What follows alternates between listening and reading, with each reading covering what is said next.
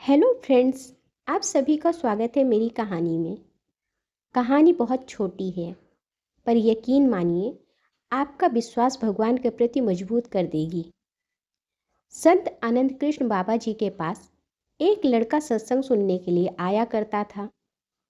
संत से प्रभावित होकर बालक द्वारा दीक्षा के लिए प्रार्थना करने पर बाबा जी ने कहा कि महामंत्र का 11 लाख जप करके आओ, उसके बाद विचार करेंगे। लगभग कुछ महीनों के पश्चात जप की संख्या पूरी करने के बाद वह बाबा के पास पुनः आया। बाबा ने बालक को कहा, 11 लाख और जप करके आना। अभी 3-4 वर्ष ही बीते थे साधक जीवन में प्रवेश किए हुए। लड़के के मन में श्रद्धा की कमी होने लगी। एक दिन वह कहीं जा रहा था। रास्ते में उसने एक तांत्रिक को कुछ सिद्धियों का प्रदर्शन करते हुए देखा। तांत्रिक से उसने अपने बारे में पूछा। उसने अपनी उपासना से उसके बारे में बताया।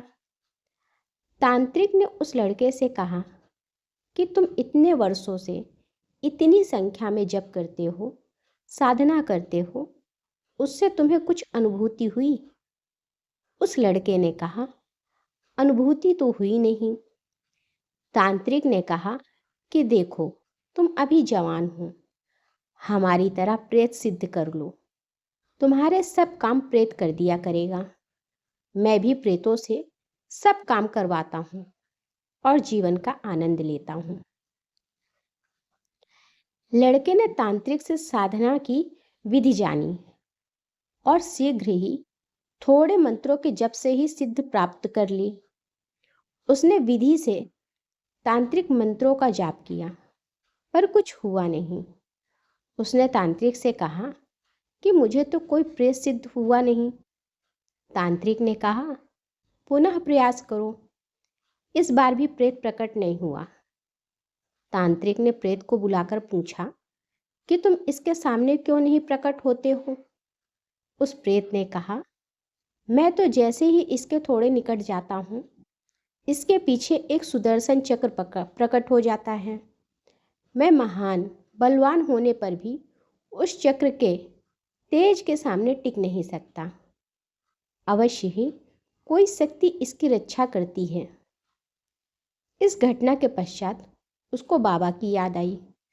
जब वह बाबा के पास आया तो बाबा बोले, बच्चा, तेरा पतन होने से साक्षात भगवान ने सुदर्शन रूप से तुझे बचा लिया। यदि भगवान तुझे नहीं बचाते तो हजारों वर्षों तक तू भी प्रेत योनि में कष्ट पाता फिरता। अतः भगवान के नाम का प्रभाव प्रकट रूप से ना दिखे तब भी नाम का प्रभाव होता ही है। नाम जपने वाले की रक्षा भगवान सदा ही करते हैं।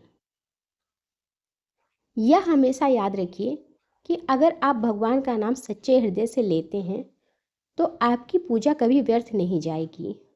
और हमें तंत्र भूत सिद्धियों के चक्कर में ना पड़कर भगवान की ओर अपना ध्यान लगाए रखना चाहिए।